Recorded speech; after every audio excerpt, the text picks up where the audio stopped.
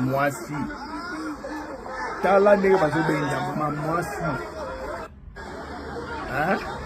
sous Chilombo na maréchal ezalaki te na Félix kaka tozomona biloko ya boye mwasi respect ya mama eza te tala ndenge bazobenga mama na régime ya Chilombo, un régime criminel terroriste tala ndenge bazobenda mwasi respect ya mama to ya moto tala ndenge bazobenda mwasi.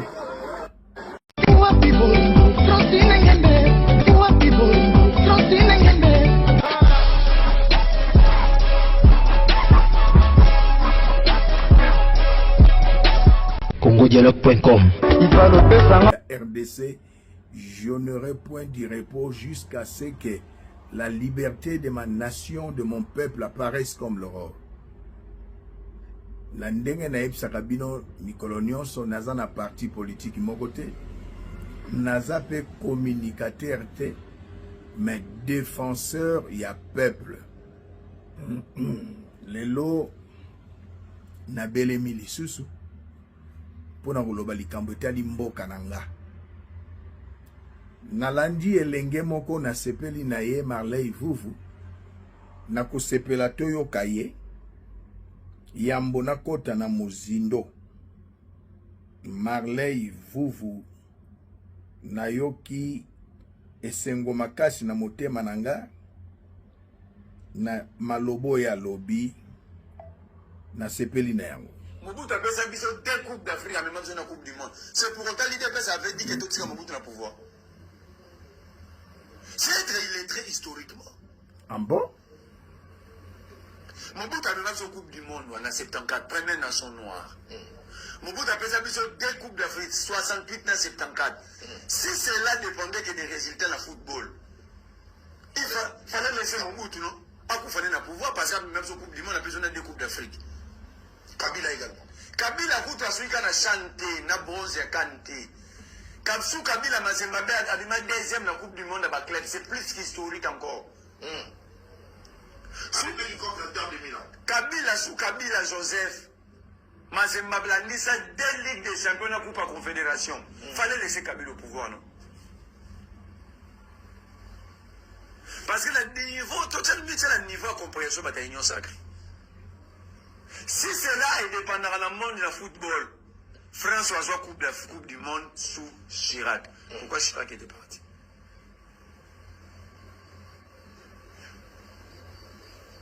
Pourquoi? France fait Afrique Coupe du Monde sous Macron. Pourquoi Macron est au King? Il fallait pas que tout droit vers le troisième mandat. Voilà. Ça veut dire que irresponsabilité loge l'union sacrée. Na sepeli mingi na elenge oyo bandeko nyonso baza na union sacrée na mokonzi na bango, ce sont des irresponsables et des incompétents.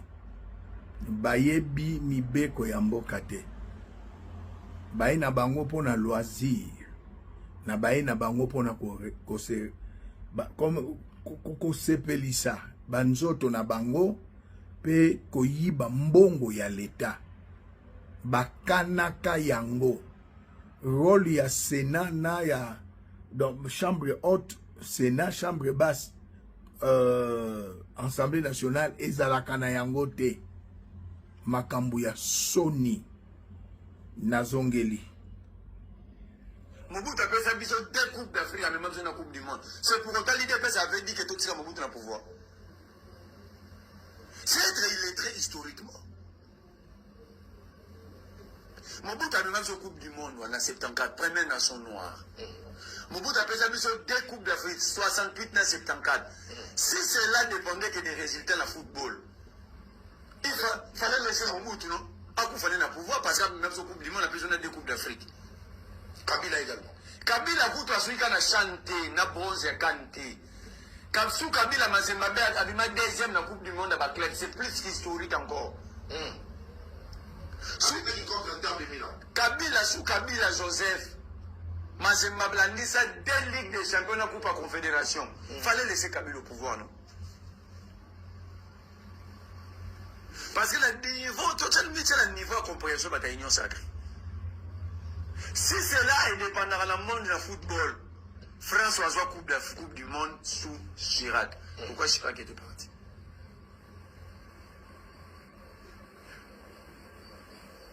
Pourquoi? France fait Afrique Coupe du Monde sous Emmanuel Macron. Pourquoi Macron est au Kenya? Il fallait pas que tout droit vers le troisième mandat. Voilà. Ça veut dire que l'irresponsabilité longe l'union sacrée. Donc, vous êtes des irresponsables, des incompétents. Le pays est dirigé pas seulement par un incompétent Chilombo, mais par député, par ministre, par sénateur, par institution nabiso et tambusami na ben incompétent. Mobutu ya sala, même ezala qui 32 ans, aucun président sala yango. Les qui vous voient où tu na football. To Yesus na Joseph Kabila, oh ya sala, Félix a sali en côté. Tozu ata Coupe d'Afrique mon côté. Toza éliminé. Lelo tozo qui na Coupe du Monde. Oh yo Moïse Katumbi Chapo ya sala. Ne na Mazembe.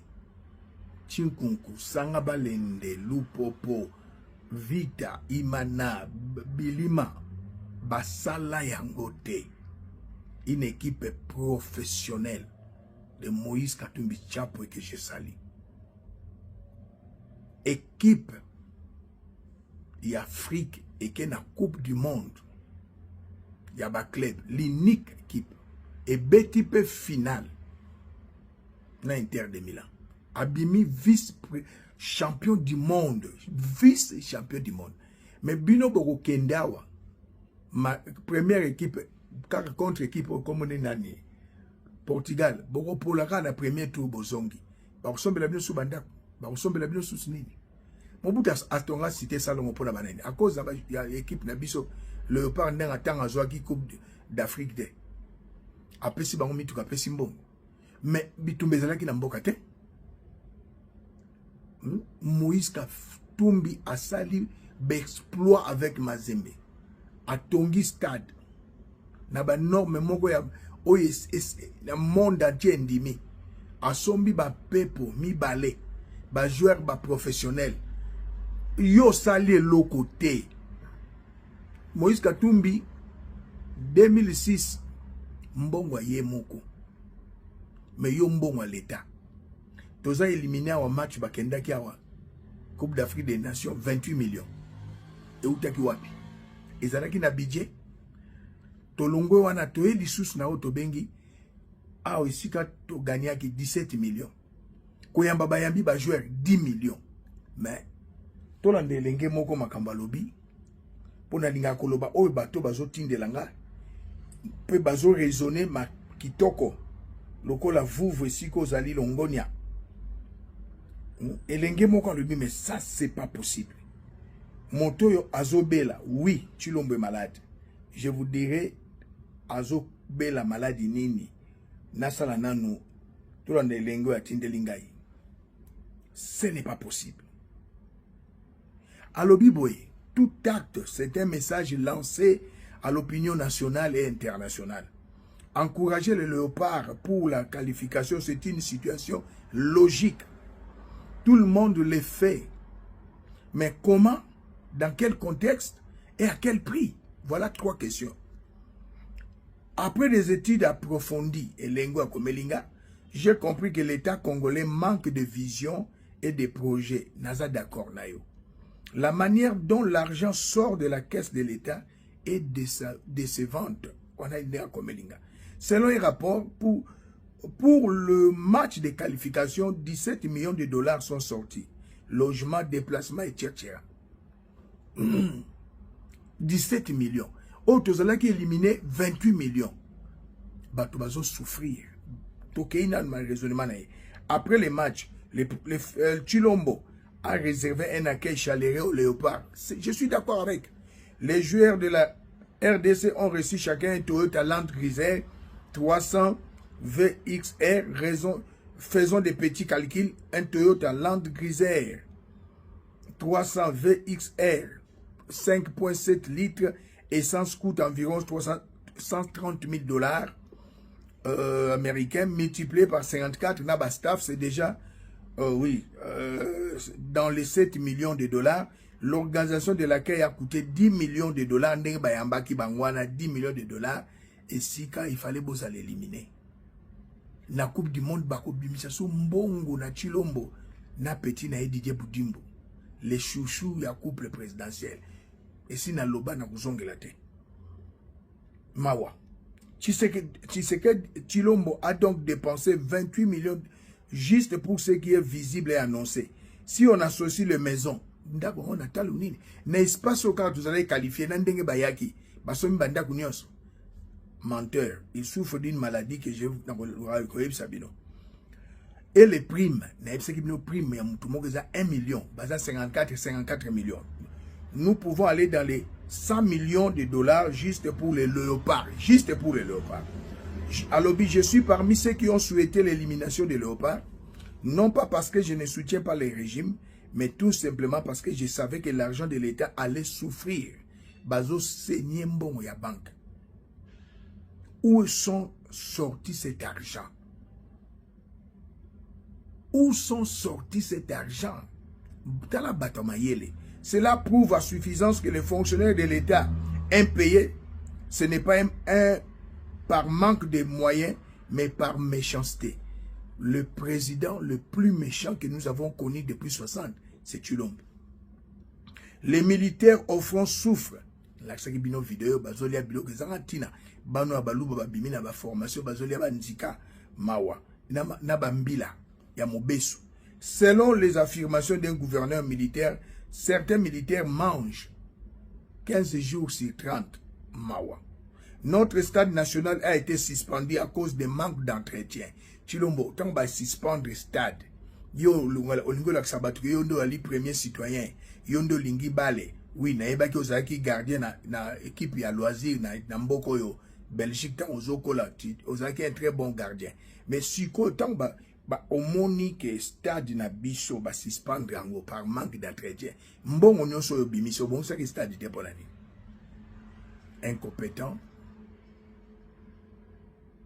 Le président le moins sérieux et faible que la RDC a connu, Ezalio. Et s'il était, à l'obéri sous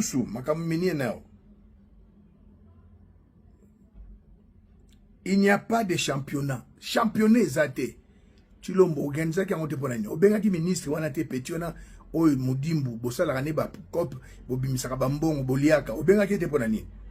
Les joueurs locaux peinent à s'en sortir suite à la prise en charge totale. Pas de stade, pas de championnat, pas d'assistance, mais le gouvernement a décidé de gaspiller des sommes exorbitantes. Pays à gaspillage, pays en la guerre, Batubazo Futamate, insécurité, Basodan à front, tout ça au Vaninayo. Est-ce que ce pays aura même l'audace de demander de l'aide financière extérieure?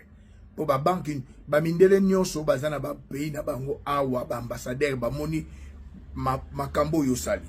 Ceci est la preuve que nous sommes très riches, un pays comme le nôtre, surtout dans ce contexte où des enfants meurent de faim, des militaires au front souffrent, les déplacés de guerre sont multiples, 8 millions, les chômages et les besoins sociaux énormes. La RDC n'a pas le droit de dépenser cet argent. Malheureusement, nous avons plus de députés qui peuvent demander des comptes. Cet argent nous appartient tous. Merci Lekinanga Aaron. Voilà un jeune homme qui réfléchit comme vous. C'est vraiment malheureux et honteux. Yakomona makambo boye bovandi. Yakomona makambo boye bovandi bolingi kolobate. Je suis vraiment désolé. Nous avons un chef de l'État qui est malade. Quoique son régime est illégal, il est illégitime, mais place n'est qu'aux à la vacantité. Chilombo et souffre. Nakoyebi sabino na okende na bino malembe. T. Vous valobit. France a sorti Coupe du Monde. Ba Français baloba qui était à la 3e mandat. Mobutu, pour la première fois, la Coupe du Monde, une équipe noire et qui Coupe du Monde. Ils allaient exploiter. Dans 94. 2 photos champion d'Afrique avec Mobutu. Ils avaient exploité. Balobagatika la libéla. Ça n'a rien à voir avec la politique. Bozabe. Non. Namboka lolenge zali. Insécurité à modèle oyo. Chino. Insécurité à modèle oyo. Botala. Tala insécurité à modèle oyo. Bopé ça y est 3e mandat. Ibani bon. Tala mwasi. Mobutu alobako tumboli ba mama otumboli. Mobutu tala mwasi ne bazo longole bilamba. Na ba roulage. Mwasi. Tala ne bazo benga ma mwasi. Hein? Sous Chilombo. Na maréchal des Alakite, na Félix. Kaka tozomo na biloka bo. Mwasi. Respect à maman Izate. Tala ne bazo benga maman. Na régime ya Chilombo. Un régime criminel. Terroriste. Tala ne bazo benga mwasi. Respect à maman. Toya moto. Tani bazo benda mwasi. Non. Batu nyonso balingi Chilombo lega na 3e mandat a changer constitution. Boza malade. Malade ya motu eza ba sorte belé. Bozo bela. Tosili si wana te. Banda na botama. Je suis né à Kinshasa. Grandi à Kinshasa. Na sali betide na silisi na Kinshasa. Na monate. On a relaxé bino. Na monate. Na yoka pété. Regardez ce qui se passe au Congo aujourd'hui.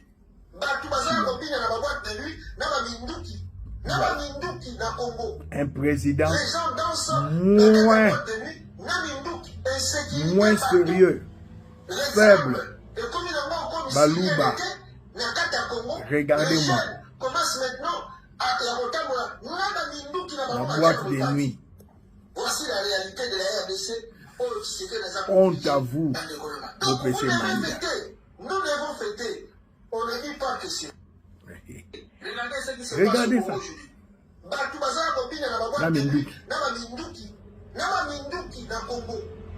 Bano Balouba va former Bango Lebi. Insécurité partout. Akobe tope masas na kata boîte de nuit.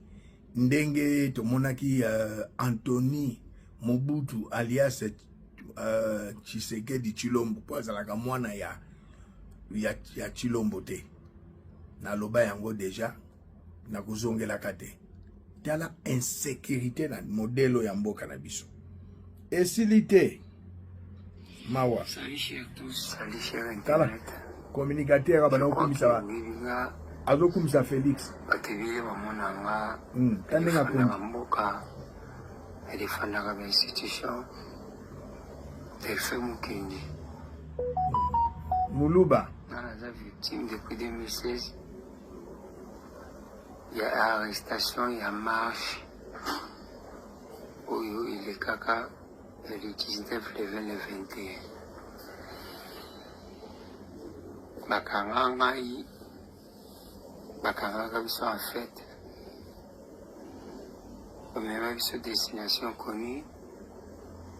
On a se retrouvé en ANR. Bon, torture les caca pendant 11 jours, on a va singa. Et créer là, on a un problème. Pendant 2016, c'est qu'on a souffert. On a propre moyen, on a relation. On a béni na mutunyo surtout à l'Ikagamboka. Dans la carte hôpital HG. Dans la carte hôpital HG. Et le deuxième semaine, naza awa. Azo senga assistance na mutunyo so ya mawa onzamba usunga. Félix Chilombo. Denis Nyakero. Na mbongo bozo piller. Ba minéraux boza kozwa na nko. Boko sungelenge ote. abundela ki IDPS 2016 azoloba nana azalaki président Joseph Kabila torture yo Joseph Kabila sala batu na 2016 président yo ye au double yango fa 10 000 soki na komi président nako kanga ba prison ba boloko nako kanga mais tala torture Joseph Kabila isika zali au salaka taba conséquence nango. Je ne suis pas dans un parti politique ni avec Chilombo ni avec l'opposition. À l'obi 2016 ya on a katina une vidéo pour boyeba ke e pasaki na tango ya Joseph torture ezalaki na tango ya Joseph mais na tango yo komi susu bakasho kili to landelenge c'est pas possible. Achanga pia beaucoup wakulu nanga yango eza kuvimba depuis 2016 10 ans 10 ans. Regardez-moi ça, Joseph Kabila. Kalev, Tala, na passe bonio là-bas. Osungangai bande kwa puto bande ko balinga kamboka batunso baundela kamboka. Excellence Patrick Muyaya kuchika ngate azamoko ya basuda na yo bande kunanganyo sha bako. Merci na mama José Rachidi. SOS yo na pesi yango na bino Patrick Muyaya IDPS Félix Antoine Tshisekedi na yo Denise Nyakero pour makambu na kolakisa bino ya Denise Nyakero lelo boko kamwa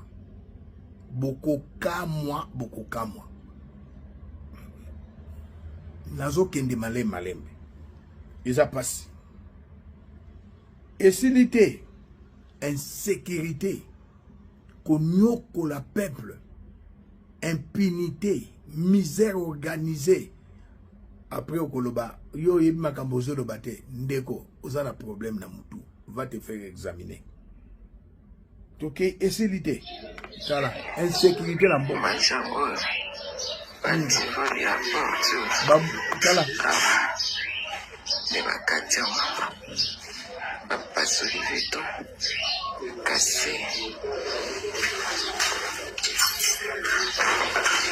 Défenseur ya peuple. Botala makambozo le ganamboka. Constitution ya nini de changer. Troisième mandat ya nini. Insécurité à modèle oyo. Garant de la nation Yamaloba. Garant. Quel garant? On a ba policier, ba kanga, ba on a ba civil. Non. Regardez-moi ça.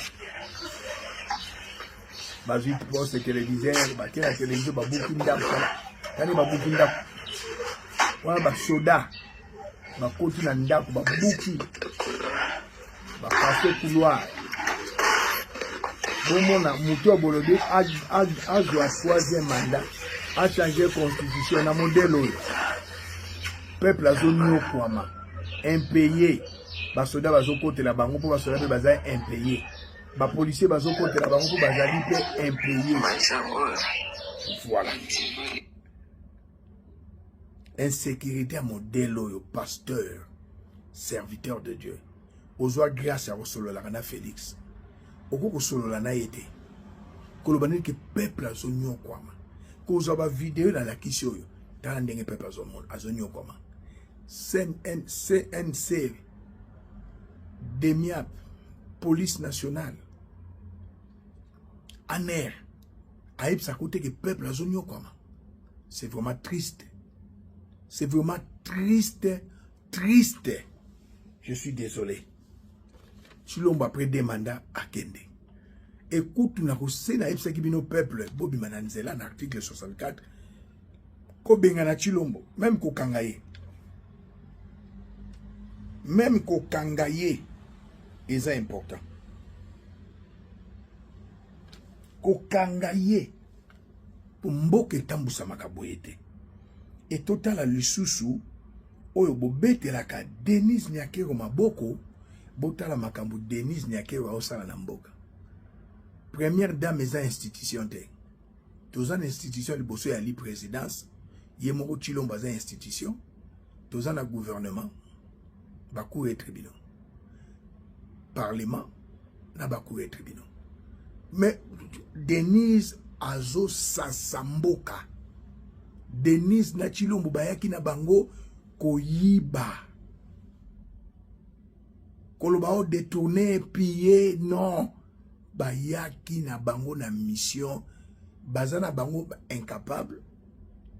Baza ba incompétent. Ba fainéant, ba faible. Bayaki na bango koyiba. Vidéo yango. Vraiment, je suis désolé.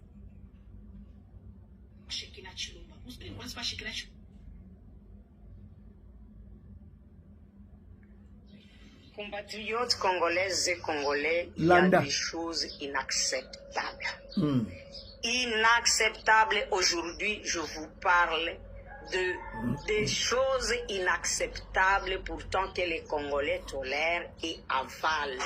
Que même le Parlement n'ose lever le petit doigt.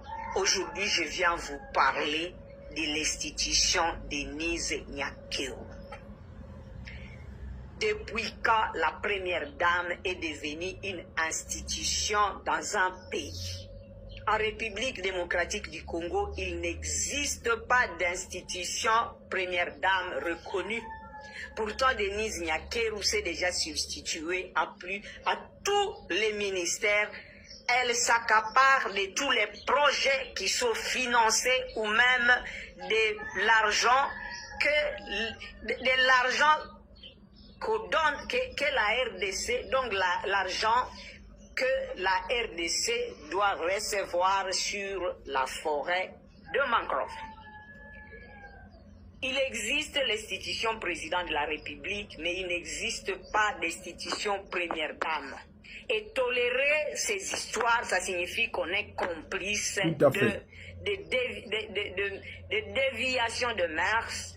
Nous sommes complices nous-mêmes de la destruction de notre pays. Nous sommes complices de la dépravation de mœurs. Nous sommes complices du détournement à ciel ouvert. Denise Nyakero a géré l'argent de la réforme de l'armée depuis quand cela peut exister. Vraiment. Le 3 milliards, le prêt de 3 milliards, ça doit être 2,2 milliards 8. Mbongo ya réforme ya armée na sécurité ezali 2 milliards 800 millions. Raison pour laquelle Jean-Pierre Bemba yokanga lelo balongola kiyo na ministère ya défense bâtir un brancardier, quelqu'un qui n'a pas étudié, pour être Denise Nyakero na Tshilombo, na mama ya Tshilombo, basa sambongo oyo. L'argent ya réforme ya armée, 2 milliards 800 millions de dollars, exagéré na Denise Nyakero. Pourtant, ba pesa ki Tshilombo pouvoir, c'était à cause ya Denise Nyakero. Mwana na bango rwandaise tuti. Baye bako contrôler Félix.